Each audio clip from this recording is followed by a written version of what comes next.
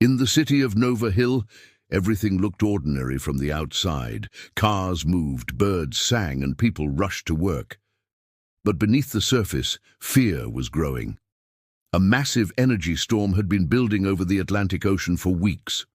Scientists said it wasn't natural. Some believed it was man-made. Others whispered it was alive.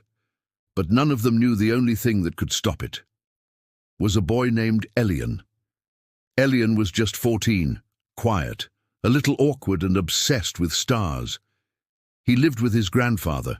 They weren't close, but sometimes after dinner, Elian's grandfather would watch the sunset and say strange things like, "The sun doesn't only rise in the sky. Sometimes it rises in you." Elian never understood what he meant. One morning, Elian's alarm didn't go off. He sprinted to school late again. As he passed a construction site, a steel beam suddenly fell toward a worker. Elian screamed and threw out his hands. Time seemed to slow down, and everyone stared in disbelief as the beam stopped in midair. It hovered there for a moment, then slowly started to float upwards. A bright golden light came from Elian's hands. The light faded, and the beam dropped harmlessly to the ground. The construction worker stared up at Elian with wide eyes, unsure if he should be thanking or fearing the strange boy with glowing hands. Shaken and confused, Elian ran away. All day at school, Elian couldn't concentrate. The incident at the construction site kept replaying in his mind. What had he done? Why had he been able to control that metal beam? As he walked home alone, trying to piece together what had happened, he noticed a faint glow coming from inside his palms. That night, Elian tossed and turned in bed, unable to sleep. Every time he closed his eyes, he saw the metal beam floating in the air, powered by the strange glow from his hands. Suddenly, his covers started to catch fire. Panicked, he jumped out of bed. But as he did, he realized that the fire wasn't spreading. It was contained within the palm of his hand. Looking down at his hand, he saw the same faint glow from earlier that night, now burning bright. Afraid and confused, he ran to the bathroom and splashed cold water on his face. But as soon as the water hit his skin, the glow vanished. Exhausted, he crawled into bed again and fell fast asleep. When Elian woke up the next morning, he got the same feeling in his gut, the same premonition that something was wrong. Rushing to the bathroom, he looked at his hands, hoping that what he had seen the night before was just a figment of his imagination. But to his surprise, the glow was still there. It pulsed with an inner light, beckoning him to touch it, to understand it. Taking a deep breath, Elian reached out and touched his own hands. A jolt of energy shot through him, like a million tiny fireworks exploding in his veins. Images flashed behind his eyelids, worlds of swirling colors and unimaginable beauty. Then everything went black. He heard his grandfather's voice saying, "It's starting, isn't it?" Confused, Elian turned to see his grandfather standing in the doorway. "What's starting?" Elian asked. But his grandfather didn't answer.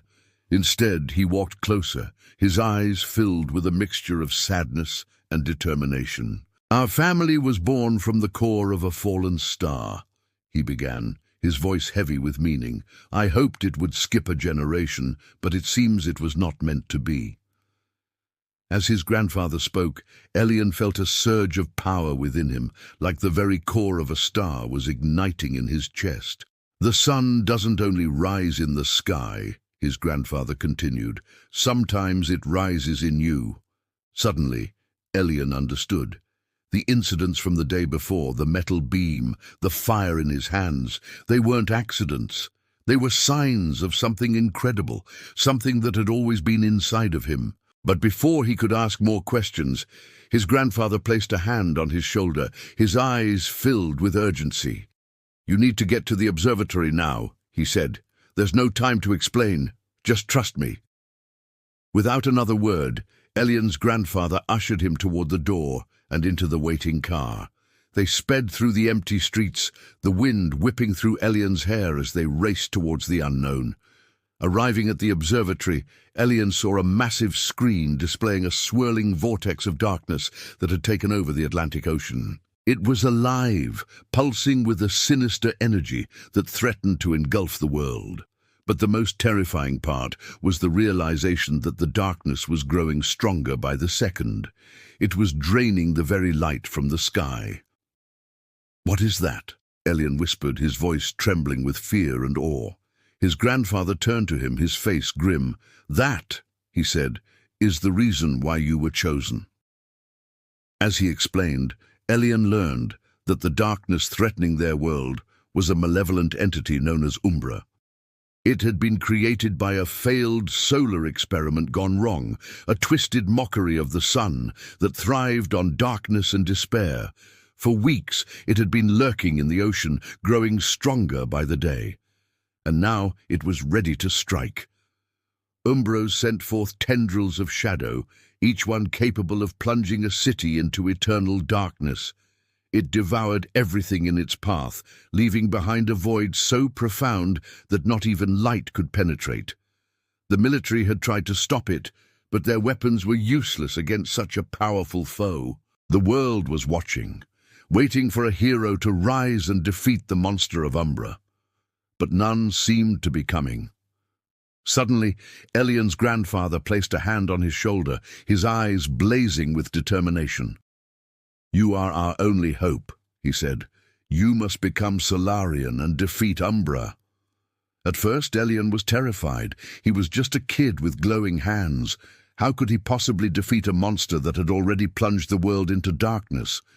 But looking at the swirling vortex on the screen, knowing that countless lives were at stake, he knew he couldn't stand by and do nothing. Taking a deep breath, Elian closed his eyes and reached deep within himself.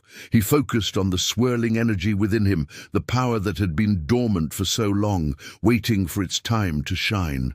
When he opened his eyes, they blazed with golden light, reflecting the power that surged through his veins. He was no longer just Elian, the awkward kid with glowing hands. He was Solarian, the living embodiment of the sun, the only one who could stand against the darkness of Umbra. From the observatory, Solarian soared into the blackened sky. Below him, the world was plunged into darkness as Umbra's tendrils spread across the land, devouring everything in their path. Reaching higher and higher, Solarian finally came face to face with Umbra above the clouds. Their battle was epic, a clash between light and dark that shook the very foundations of the world. Umbra struck first, sending forth tendrils that lashed out like whips of shadow, seeking to bind and crush Solarian. But Solarian was too quick, dodging and weaving, his movements fluid and graceful. With every dodge, he gathered more power, preparing for his counterattack. Then as Umbra grew in rage, its attacks becoming more furious, Solarian struck. Bolts of golden energy erupted from his hands, searing the darkness and pushing back the shadows. But Umbra was too powerful, its grip on the world too strong.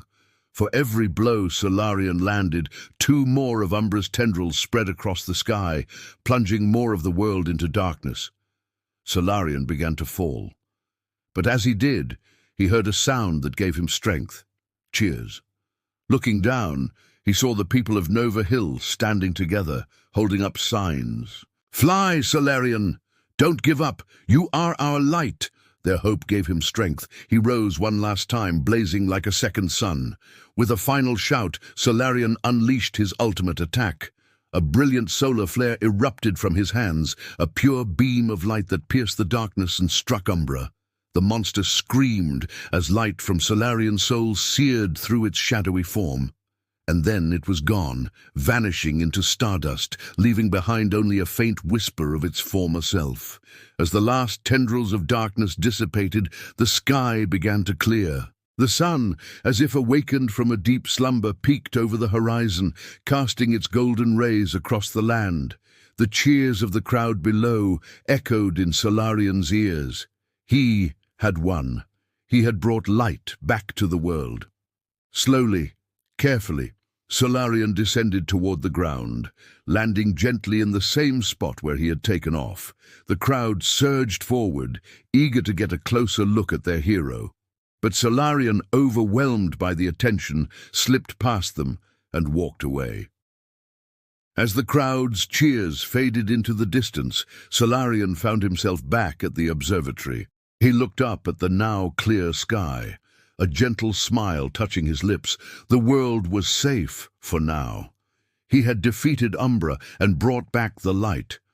But he knew that the battle between darkness and light was never truly over. Turning away from the sky, Solarian walked towards the setting sun, his silhouette a beacon of hope against the dying light. He was just a kid with glowing hands who had risen to become a hero. He was Solarian, the living sun, and his story was just beginning.